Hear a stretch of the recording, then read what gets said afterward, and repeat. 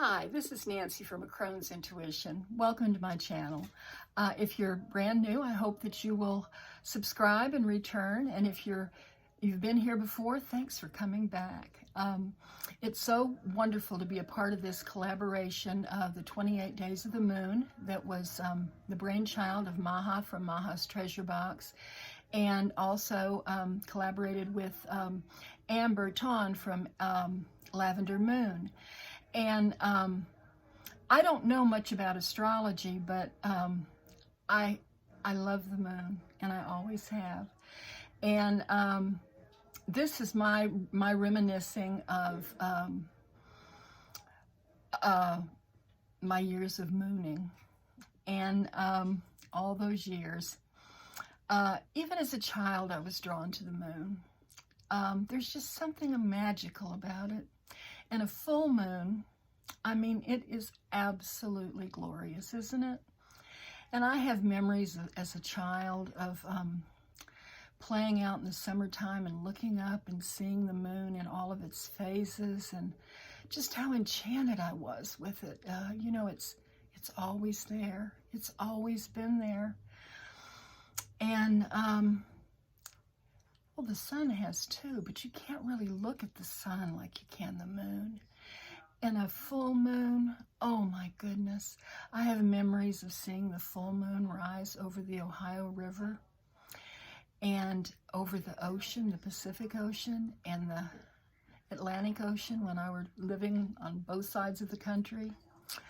I have seen the moon in daylight when I sat on the Great Wall of China.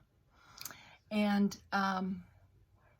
that was something that I thought would never, ever happen in my lifetime, and it's a cherished memory.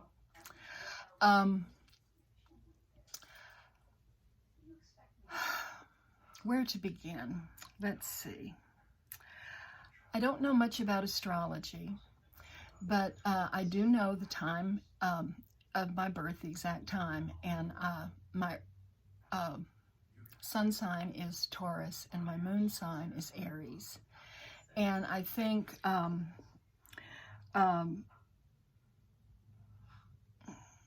Maha said something about the moon, Aries moon is something is controlled by Mars. So I found that interesting. I had learned that something new. I'm not quite sure I got that quite right, but anyhow. The information that that I'm going to talk about today, I got some of it from some oracle cards that I have. The Queen of the Moon Oracle by Stacy Demarco, and then I have the Moonology Oracle cards by Yasmin Bolin, and I also have her book, Moonology. And I have this card from the Moonology, which is with the full moon eclipse that we're having. It says conclusions are within reach, and also the end of a tough cycle approaches with the full moon in Capricorn, which is what we're in right now. And with the way things have been going in the world for the last several months, I think this this speaks volumes, doesn't it?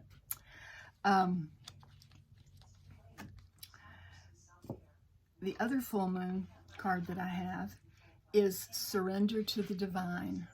And I love that. I love that.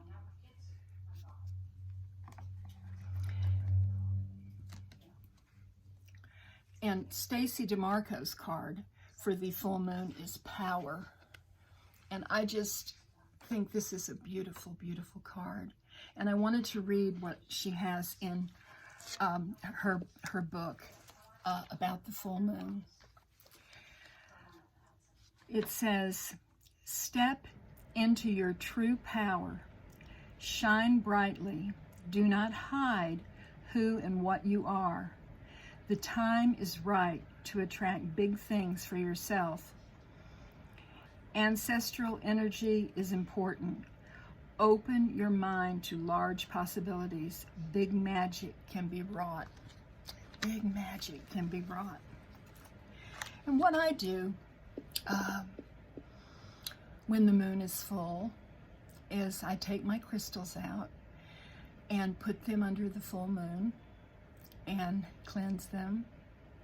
And we have a fire pit out in the garden, and I very often sit around the fire pit and look at the moon. But on a full moon, I will be out there just basking in that moon and feeling its energy and loving every minute of it.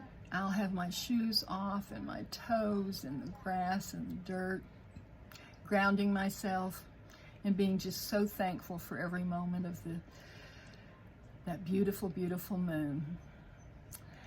And I'm sure that you all have experienced a harvest moon, where that great, big, huge full moon comes up over, well, here in the mountains of western North Carolina, it rises over the mountains.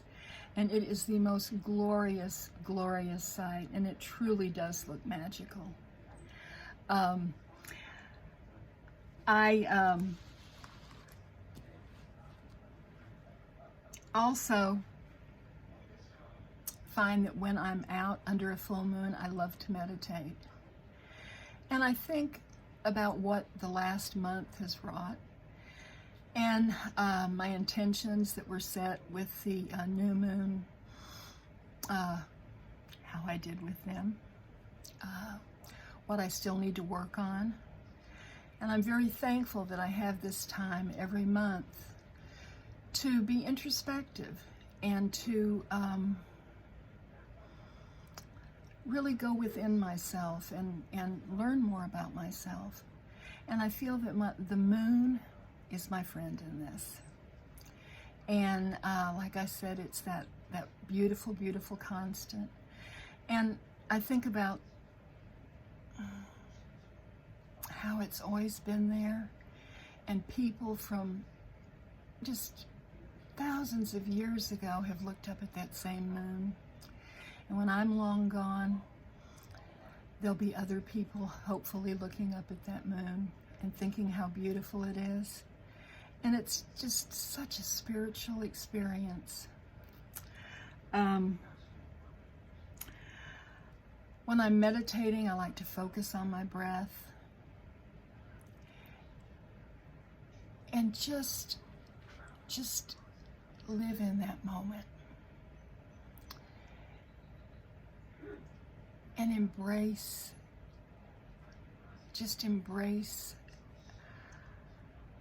how very precious our world is and our universe. And looking up at that moon, I just am so thankful. And I'm thankful that I've had this time to share this with you. I tell you one thing that I did find on a website. It was called, let me think here. Got it right here. It's called the moodymoons.com. And there are two things that I saw on this website that I thought that you all might be interested in.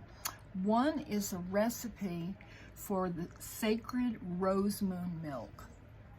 And it looked absolutely delicious to me. That's moodymoons.com. And the other thing, and I had planned on doing this, but with lockdown I couldn't get out. I have a wooden cigar box that I was going to use, and it is a moon altar box that you can make. And you get a wooden cigar box and you spray it in navy blue or dark blue on the inside and the outside. And on the outside you stencil well, whatever you want to on it, but you could do moon box or just have the different phases of the moon. And then when you open it up, you have a picture that you paint a round moon on the left. And on the right, inside the box, you paint all the different phases of the moon, from the new moon all the way to the full moon. And then in the very center of it, you place like a clear crystal.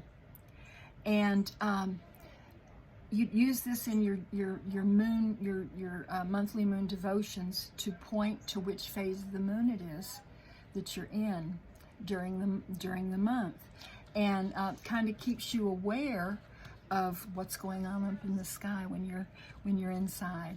So I wanted to share that with you, and